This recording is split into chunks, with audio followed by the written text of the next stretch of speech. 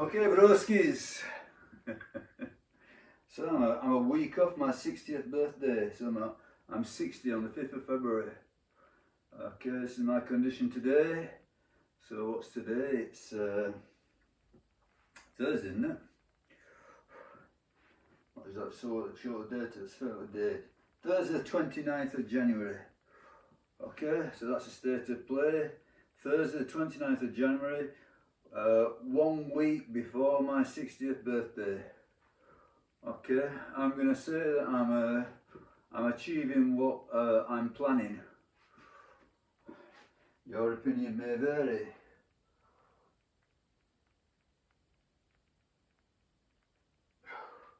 But I don't want to get massive, I want to get fairly lean.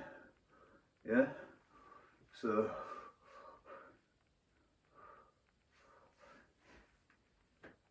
I don't need to get extremely lean. I don't need to think in terms of a freaky condition. I want a condition that is sustainable.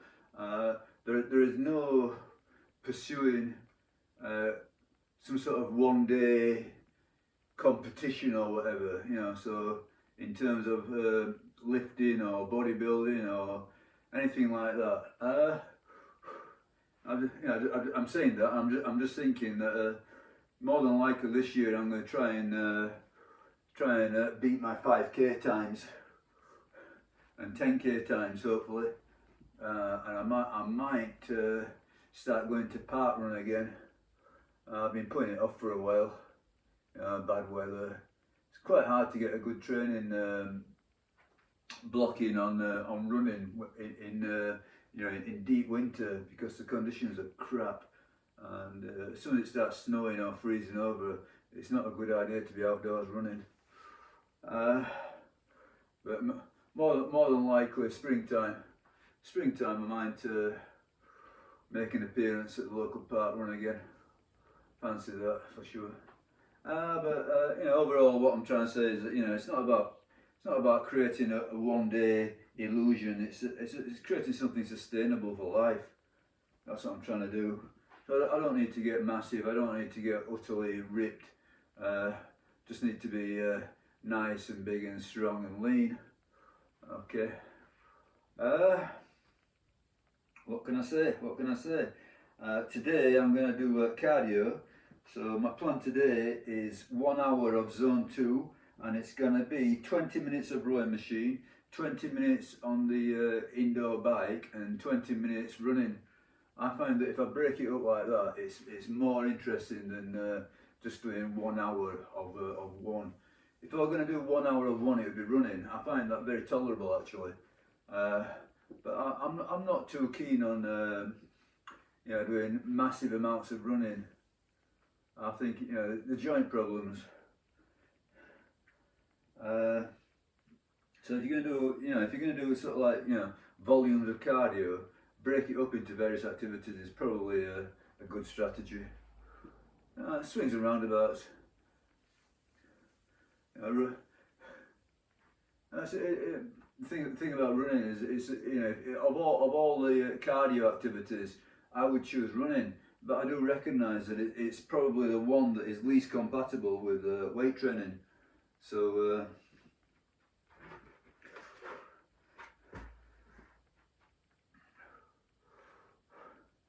I try to hold back on the running somewhat, but I do a lot.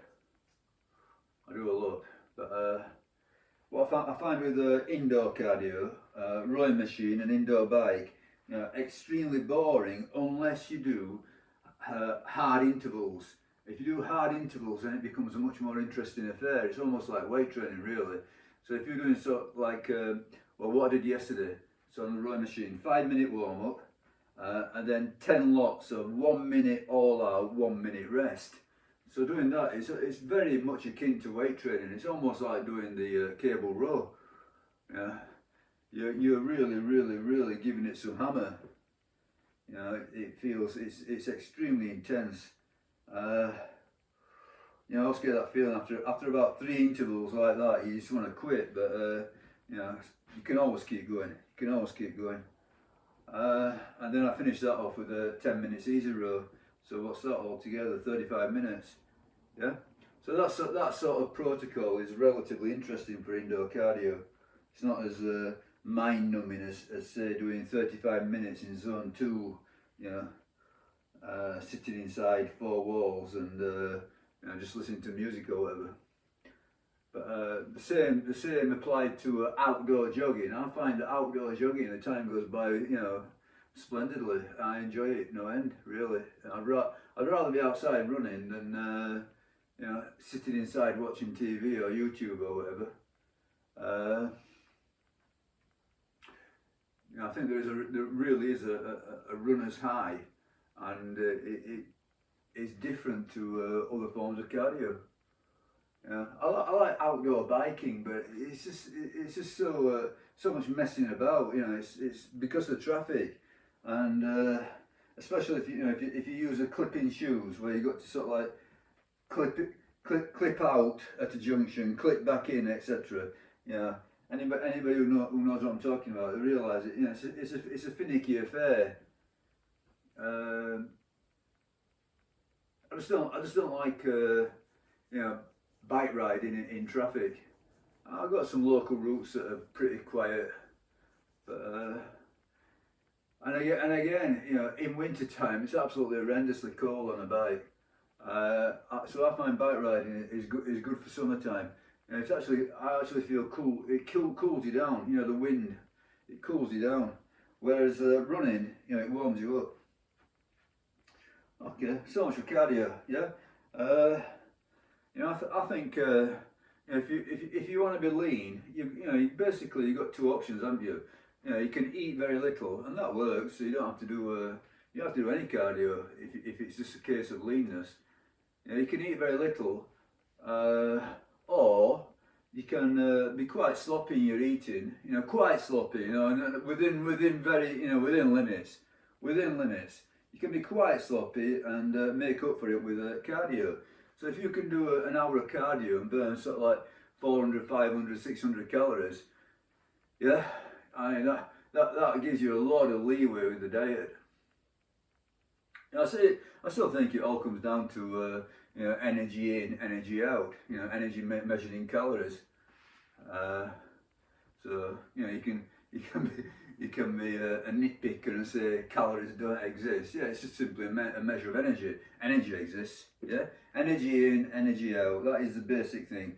Yeah, so it's not, you know, it might not be an actual, you know, absolutely closed thermodynamic system, but it's near enough. Yeah, it's near enough for that to work. So now it doesn't matter how much cardio you do if you're gonna, you know, massively overeat. If you're on 5,000 calories a day and you're not on steroids, you're probably going to end up diabetic within, you know, a few months.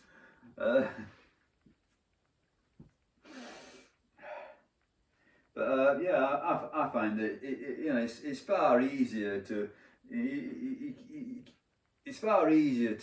to combine cardio with restricted calories rather than simply restricted calories. I think you know, and you can't do it just on cardio alone. Cardio and not restricting calories doesn't work. Yeah, now there might be health benefits, but it's not going to work for leanness. Yeah, and you know, leanness is a health benefit, definitely. So being lean is definitely a part of being healthy. And conversely, being fat and obese or overweight is not. Okay. Another thing I was going to talk about. You know, I've talked about this in the past, but I'm going, you know, something that I've been working on, and I've actually come to a sort of like some sort of conclusion on it. But it's about using this Garmin watch. Don't know if you can see that. Can you see that where it says training readiness? Yeah, training readiness 71. Yeah. Okay, so every day, you know, if you wear the watch, obviously you've got to wear the thing. Every day you wake up in the morning and it will give you this this number, training readiness. And it's out of 100. So yeah, you might feel like you might feel absolutely great in the morning. Yeah, you might feel absolutely crap, but that is a subjective indicator. I'm not saying it's irrelevant, but it's subjective. The watch is not subjective. The watch is measuring things, and chiefly what it's measuring that I think is very important is something called heart rate variability. Now, heart rate variability is measured in in milliseconds. It's not something that you can really feel. You can't say, I can't wake up in the morning and say, oh, my heart rate variability was low or high. Yeah, I don't know. I haven't got a clue. I haven't got the slightest clue. Yeah, and you can sleep really, really well. Yeah, you can be in bed for 10 hours. Yeah, get all the deep sleep and all the REM and all the rest of it. Your sleep can be fantastic. Yet your heart rate variability can be poor, can be low. So low is considered poor. And the heart rate variability is a time between beats, and that varies. Yes, so you might get 50, 40, 50, 60, 70 beats per minute, but the time between each beat varies slightly. Yes, and the less the variability, so the less it varies, that is seen as an indicator of stress and fatigue. So yeah, you can get wonderful sleep, etc. But because your day was stressful in some way, and it doesn't have to be physically stressful. Yeah, mental stress. Yeah, so all you gotta do is have a nice little argument with with your wife or your mother or your girlfriend or whatever. I don't know. Yeah, or your boss. Yeah, all you gotta do is have some some sort of mental stress. Whatever it is, car, bad news, Donald Trump, whatever it is, whatever it happens to be, and that will affect your heart rate variability. So it's not simply a case of I trained very, very hard, so therefore today I'm going to have a low heart rate variability, or I had a rest day and I'm going to have high heart rate variability. It's not quite so simple. Hold on a minute. You need the watch. You need to measure this thing. So what I'm getting around to saying is that anybody who's working off a rigid program, where for example, you set out, Monday I'm going to do this, Wednesday I'm going to do this, Friday I'm going to do this, that sort of thing. Yeah, anybody who's working on a rigid program is missing out on the individual reality, of your physical state, your readiness. You're either overdoing it or underdoing it on any particular day. But if you use the watch, then you're going to get it spot on. So what I've come up with, sort of like, well, I don't know if it's I don't know if other people do this, but what I've come up with is that basically I look at my training readiness every day, and if it's over 70, I think, okay, I'm gonna let down with everything I've got. I'm gonna do really hard long session. Yeah. If it's between 70 and 50, then I think, okay, I'm going to train, but it's going to be moderate. Yeah, something definitely not. I'm not going to push the parameters. Yeah, I might do a hard set or whatever, but I'll only do one hard set. Yeah, so rather than doing long and hard, I'll just do a short session hard, or maybe I'll do an hour of zone 2 jogging or whatever, or zone 2 cardio, less than an hour. I tend to find that up to an hour is pretty restorative actually. It actually helps you recover.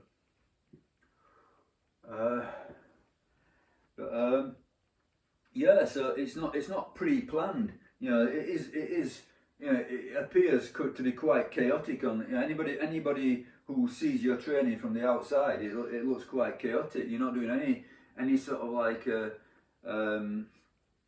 rigid planning, but you're taking it day by day according to what the watch is feeding you.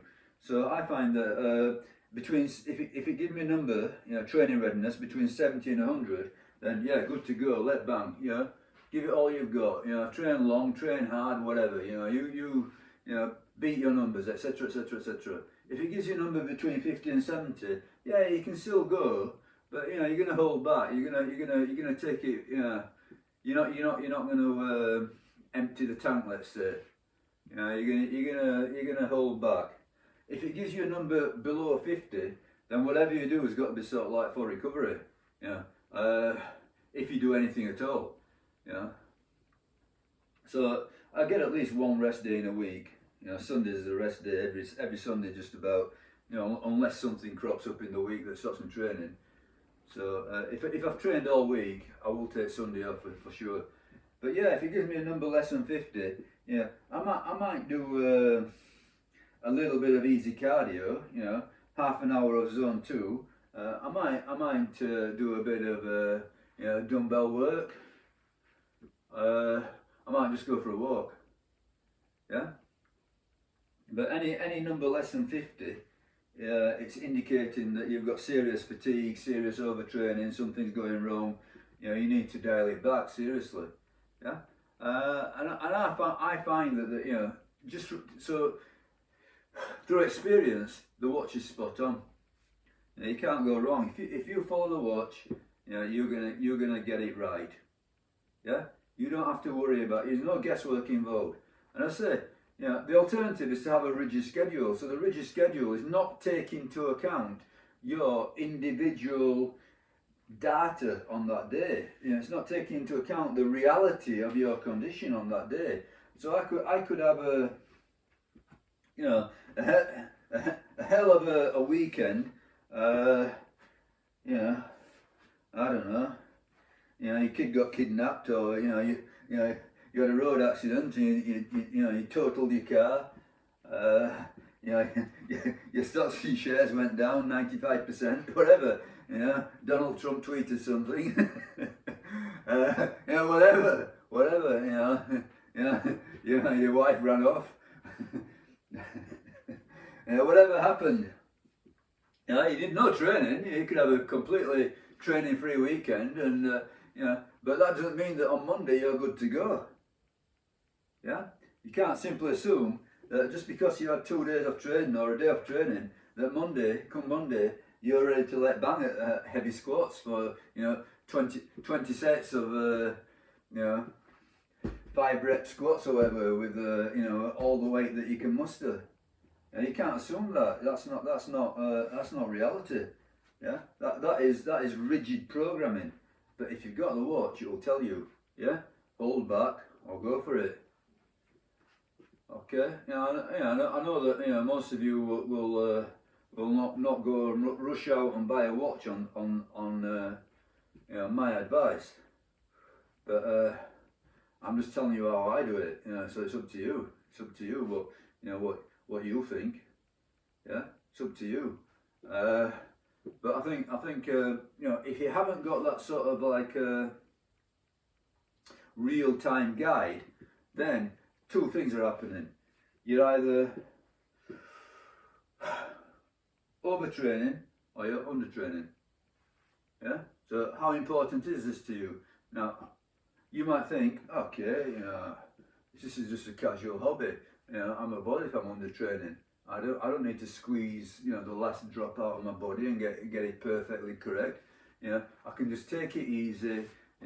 Go through the next 10, 20, 30 years under training and still get a decent result. And yeah, you're right. But if you're serious and if you want something really good, I suggest that you don't want to be under training either. You want to be doing it just right. The Goldilocks effect. You want just right. You want to be training to your capacities, and the watch will tell you if that is the case. Okay, that's it. Talk. I'm actually going to do an hour of cardio. Last thing before I sign off. Yeah, I last week, I listened to my friend Tom. Tom keeps telling me do body weight calisthenics, and you know, I think some of the things he says, I accept. Some of the things I reject. But I think that the body weight calisthenics idea is probably a very good one. Especially for us older people going forward, and we wanting to preserve our joints, etc. You don't want to really be doing sort of like powerlifting type training. I don't think. Yeah. I'm not saying that powerlifting type training is absolutely bad either. It's got its benefits. Everything's got its benefits if you do it, within reasonable parameters and you're training hard. But I think bodybuilding is good for older people. So all aspects of bodybuilding, but body weight calisthenics seems to be a very good option. And I specifically did a bodyweight calisthenics session last Saturday. It should have been Friday, but things went wrong, so I had to move it. You got to be. The whole thing is about being adaptable. That's what I've just been talking about for the last few minutes. Flexible, adapting to circumstance, individual circumstance. So I ended up doing it on Saturday rather than Friday, but I had it scheduled for Friday, but I ended up doing it on Saturday. So this week I will do it tomorrow, Friday.